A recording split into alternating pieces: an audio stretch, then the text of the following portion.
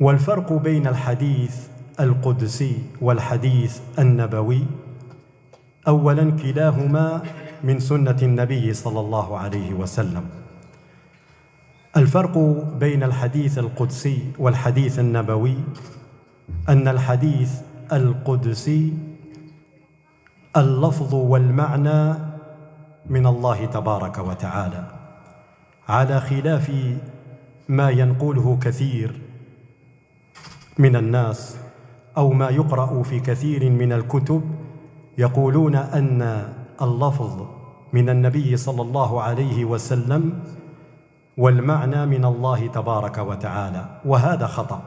الصحيح أن الحديث القدسي اللفظ والمعنى من الله تبارك وتعالى. أما الحديث النبوي فاللفظ من رسول الله صلى الله عليه وسلم والمعنى من الله تبارك وتعالى.